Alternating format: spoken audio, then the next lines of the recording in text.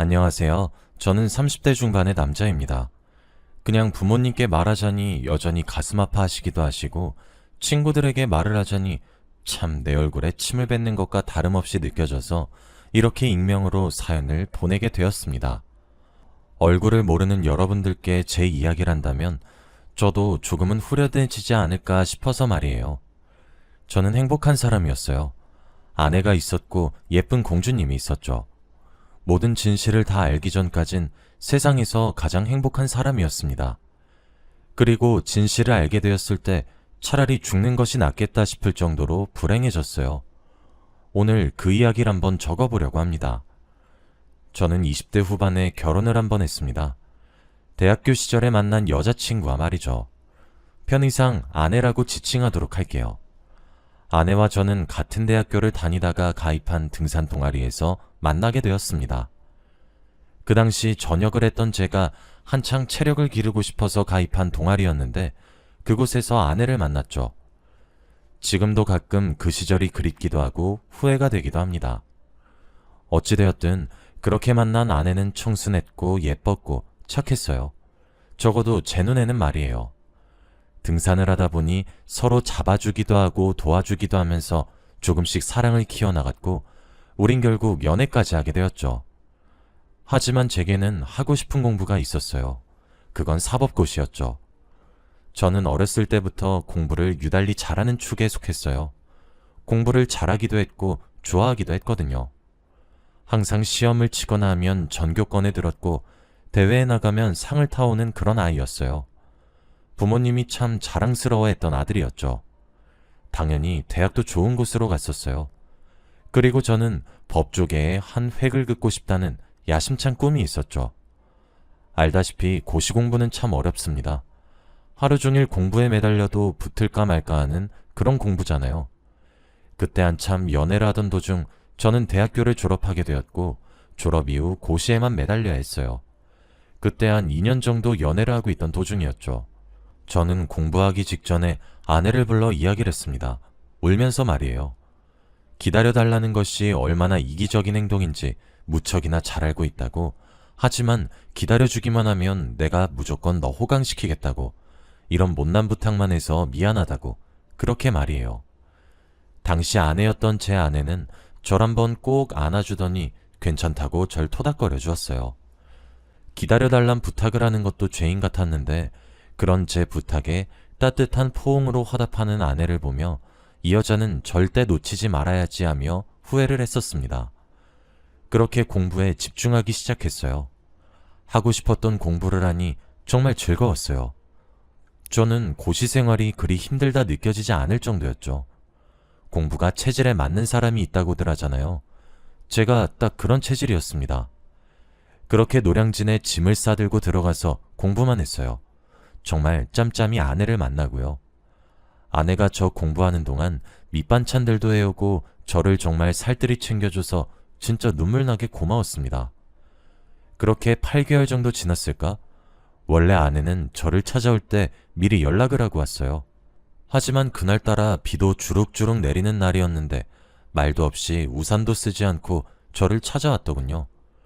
놀라서 허겁지겁 아내에게 다가가서 우산을 씌워주는데 아내가 저를 보자마자 와락 끌어안더니 눈물을 펑펑 흘리면서 오열을 하더군요. 정말 어쩔 줄 몰라 하며 아내를 달래고 또 달랬습니다. 아내가 그제서야 절 붙잡고 임신을 하게 되었다고 고백을 하더군요. 피임에 신경을 많이 쓴다고 했는데도 임신이 되었더군요. 어떻게 해야 하는 거냐고 절 붙잡고 엉엉 우는데 어쩌겠습니까? 제가 책임을 져야 하는 것이 사실인데. 다행히 저희 부모님이 여유가 되시는 분들이셔서 지원하는데 무리가 없으셨어요. 이미 그 당시에도 제 명의로 된 아파트가 하나 있기도 했고요. 하고 싶었던 공부를 접어야 했기에 너무 아쉽고 미련이 남았어요. 하지만 제 아이를 임신한 아내와 그 뱃속에서 자라고 있을 제 아이를 위해 제 꿈은 포기했습니다. 저는 바로 취업 전선에 들어서도 다행히 좋은 기업의 신입사원으로 일을 할 수 있게 되었어요. 그리고 아내의 배가 불러오기 전 결혼식을 올리게 되었습니다. 그 과정은 아름답지 않았어요. 처가댁에서는 마치 제가 강제로 아이를 임신시킨 사람처럼 몰아세우기 시작했죠. 저희 부모님은 죄송하다며 머리를 조아렸어요. 보다 못한 저희 누나가 손뼉도 마주쳐야 소리가 난다는데 혼자 임신을 했겠냐고 대들기도 했고, 그 말에 기분 상한다며 장모님께서 자리를 박차고 나가시기도 했어요. 그뿐 아니라 아내에게는 여동생이 하나 있었어요. 제게 처제인 거죠. 결혼식을 하기 딱 한 달 정도 전에 처제가 저를 몰래 불렀습니다. 이야기를 할 것이 있었다고 하면서요. 그렇게 들은 이야기는 참 당시에는 말 같지도 않은 소리 한다고 생각했어요. 처제는 제게 자신의 언니의 본 모습은 저렇지 않다고, 형부가 속는 거니까 잘 생각하고 결혼하라고 진지하게 얘기를 해주었죠. 당연히 그때 제 아이를 가진 여자에 대해 아무리 동생이라도 이런 말을 하나 싶어서 불같이 화를 내고 자리를 나가려고 했었습니다. 그렇게 나가는 저를 다시 한번 붙잡더니 처제는 제게 한 번 더 말했죠. 형부, 저는 말했어요. 우리 언니 형부가 아는 그런 여자 아니에요. 외박 밥 먹듯이 하고 형부 노량진 가서 죽을뚱살뚱 공부하면서 지낼 때 남자들이랑 술이나 마시고 다니고 발랑 까져서 지냈어요. 막말로 저 아이? 형부 애인 거 확실해요? 전 형부 좋은 사람이라 생각해요. 그래서 말리는 거예요. 제가 이렇게 말을 해도 형부가 모르겠다 그러면 어쩔 수 없는 거겠죠. 저는 형부 결정 존중해요. 하지만 전 정말 형부를 2번, 3번 말렸어요. 그거 기억하고 나중에 날 원망하지 말아요. 라고요. 씩씩대며 집에 오면서도 어떻게 저렇게 자신의 친언니를 매도하나 싶었네요. 지금 생각해보면 귀인도 그런 귀인이 없는데. 어쨌든 저희 부모님은 이렇게 대못 받고 결혼하는 거 정말 아니다 싶지만 네 아이니까 책임져야 한다고 제게 수십 번은 말씀하셨고, 저도 그것이 맞다고 생각했습니다. 그렇게 죄인처럼 결혼식을 올렸고 아내가 태교에 전념할 수 있도록 정말 하인처럼 살았어요. 바닥에 납작 엎드려서 처가댁에서 저를 무시하고 핍박해도 참았습니다. 아내와 아이를 생각해서 말이에요. 그 야멸찬 시선들도 곧 태어나 제품에 안길 아이 생각을 하면 다 참아지더군요. 심지어 아이의 성별은 여자아이였어요. 그래서 딸 가진 부모 마음의 10분의 1은 알 것 같아서 묵묵히 견뎠습니다. 그리고 아내의 출산일이 다가왔어요. 10시간이 넘는 진통 끝에 아내는 예쁜 공주님을 낳았어요. 그리고 예쁜 공주님을 처음 안았을 때 느꼈던 감정은 정말 말로 형용할 수 없는 감정이었죠. 그렇게 약 1시간도 되지 않는 시간 동안 저는 구름 위를 걷는 것처럼 굉장히 행복했습니다. 하지만 막 태어난 저희 공주님의 혈액형이 AB형이었거든요. 그리고 아내는 A형, 저는 O형입니다. 아무리 인터넷에 검색을 해보아도 A형과 O형 사이에서는 절대 AB형의 아이가 나올 수 없다고 했어요. 아내가 B형 또는 AB형 남자를 만나지 않는 이상이요. 저와 아내 사이에서는 나올 수 있는 혈액형도 A형과 O형 이렇게 2개뿐이더군요. 아내가 출산을 한다는 소식을 듣고 양가 부모님은 물론 저희 누나도 그 자리에 함께 있었습니다. 저희 누나는 좀 드센 편에 가깝습니다. 뭐든지 잘하는 그런 스타일이고 주도적인 사람입니다. 불의를 보면 참지 못할 정도로 정의로운 사람이고 매년 추천으로 반장을 맡을 정도로 친구들에게도 인기가 엄청 많은 사람이에요. 그런 누나가 남동생인 제 아이가 친자가 아닐 수 있다는 경우가 생기니 당연히 눈이 뒤집어졌죠.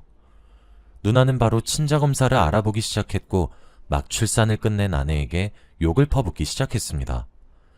처가댁에서조차 누나가 부리는 행패에 찍소리도 내지 않더군요. 사실 그 당시의 기억은 제게 조금 흐릿하게 남아있어요. 아마 방어 기제처럼 저 스스로가 그 기억이 너무 아픈 기억이라 지웠나봐요. 드문드문 장면으로 떠오르거든요. 아니라고 바락바락 우기면서 나중에 자기 얼굴 어떻게 볼 거냐는 아내의 말 한마디에 저는 희망을 걸었어요. 그렇게 신청한 친자검사 결과지를 받게 되었죠. 아내와 친자인 확률은 98%가 넘는 반면 제 친자인 확률은 0.1%조차 되지 않았죠. 어떻게 된 것이냐 묻는 제 질문에 아내는 그동안 제가 봤던 모습과는 정반대로 자신도 너무 외로워서 실수한 거였다고 적반하장으로 나오기 시작했습니다.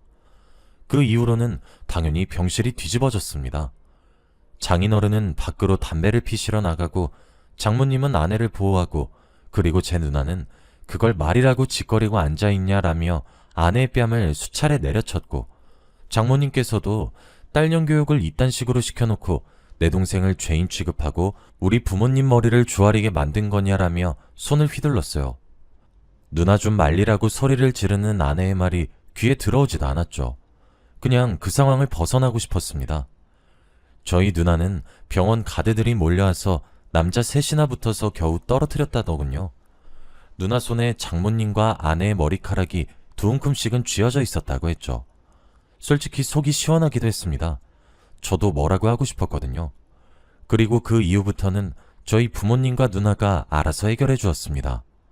변호사를 구했고 이혼 서류를 접수했으며 소송까지 걸었어요. 혼인 취소를 하고 싶었지만 어려웠고 이혼을 해야 한다고 하셨죠.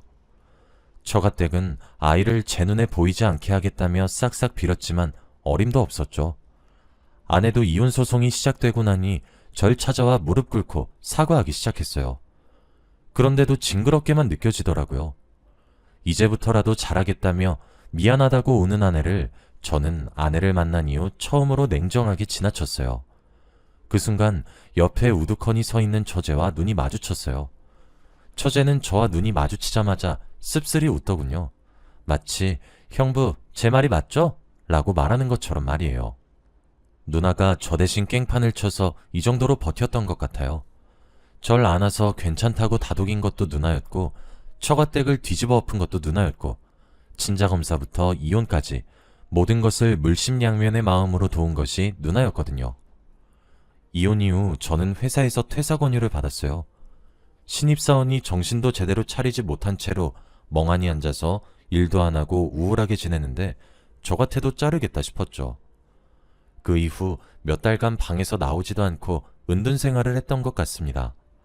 부모님과 누나가 애달아하고 걱정하고 있던 사실을 정말 너무 잘 알고 있었지만 도저히 일상생활을 할 정도의 멘탈이 남아있지가 않더라고요. 그러던 어느 날 누나가 제 방에 들어와서 이불을 뒤집어 쓰고 누워있는 저를 밖으로 끌어내서 샤워하라고 시키고 밥을 차려주었습니다. 그리고 제게 다시 사법고시 공부를 해보라고 권유했죠.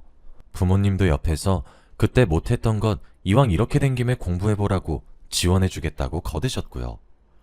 그래 그게 낫겠다 싶은 마음이 들었고 다시 사법고시 공부를 하기 시작했습니다. 공부 과정이 옛날처럼 즐겁진 않았습니다. 하지만 잠시 내 감정을 외면할 수 있는 도피처는 되어주더라고요. 아내 생각이 나거나 그 당시 상황이 기억나거나 옛날 처가댁과 아내에게 연락이 올 때 등등 그렇게 다시 저를 우울의 늪속에 빨려 들어가게 될 때 저는 저를 공부에 몰아세워 넣었습니다. 힘들고 지칠 때마다 쓰러지기보다는 책상에 앉아 책을 한 장이라도 더 보았고 글을 한 자라도 더 읽었습니다. 그렇게 독하게 잊으려 노력했고 점차 잊어갔으며 사법고시에도 합격을 하게 되었어요. 저는 그 이후 변호사가 되었고 제가 이혼소송을 하면서 억울하고 힘들었던 것들이 많았기에 저와 같이 억울한 경우를 겪는 사람들을 돕고 싶어서 변호사를 택했어요. 그리고 그 결정을 후회한 적은 단 한 번도 없습니다. 세상에는 저처럼 억울한 사례들이 화수분처럼 쏟아지고 있고 사랑을 무기삼아 휘두르며 어느 누구보다 잔인하게 배우자를 대하는 경우가 정말 비일비재했거든요. 보람도 느끼고 있기도 하고요.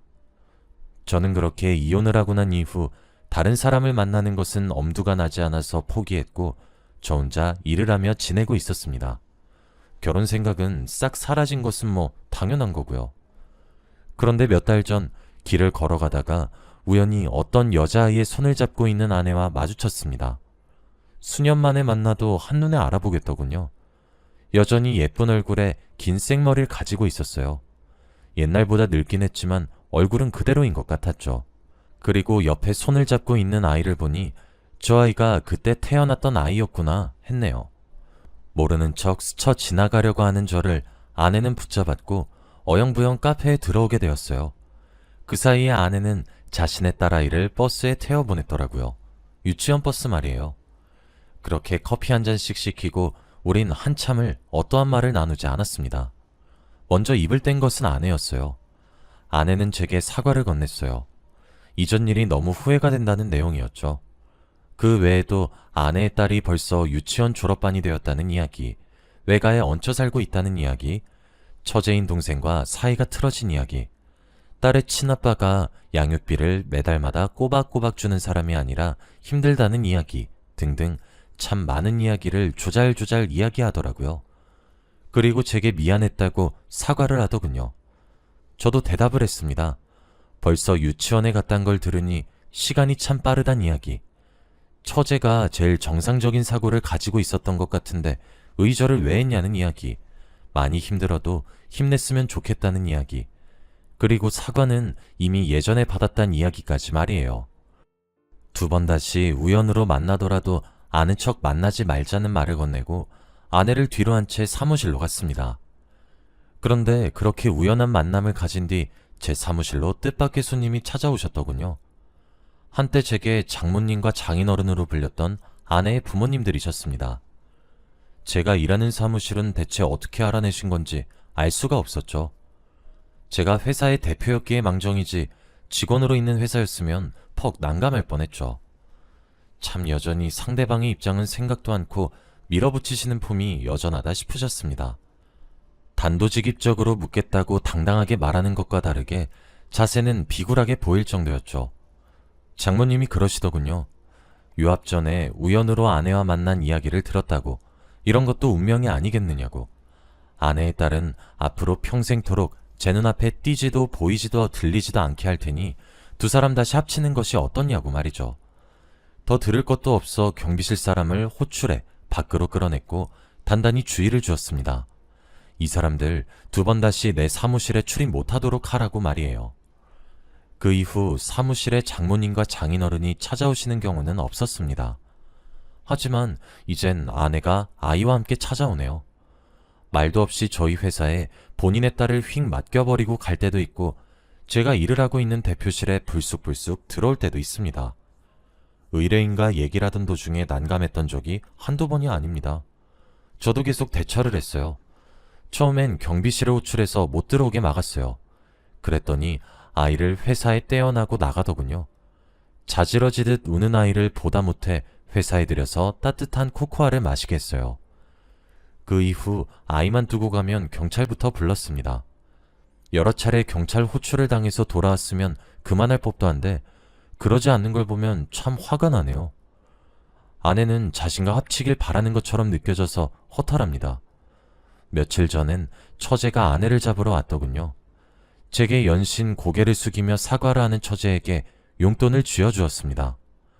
한사코 거절하는 처제에게 그때 주원해준 담례였다고 부득불 쥐어주었죠. 두 번 다시 볼 생각이 없었기에 이렇게 하는 거니 받아달라고 하면서요. 저는 어떻게 해야 할지 모르겠어요. 매번 찾아오는 아내가 너무 소름 끼치기도 하고 그저 아내의 아이가 너무나도 불쌍합니다. 지금은 사무실을 따로 옮겨야 할 것 같다는 생각을 하고 있습니다. 그런데 변호사도 사실 영업을 통해서 하는 일이기 때문에 인터넷에 조금만 검색해도 위치가 나와서 난감합니다. 직원들 보기에도 창피하고 경찰을 매번 부르는 것도 지쳐요. 제가 어떻게 해야 이 지긋지긋한 인연을 끊어낼 수 있을까요? 여러분들의 조언을 기다리겠습니다. 긴 글 읽어주셔서 감사합니다. 행복하세요.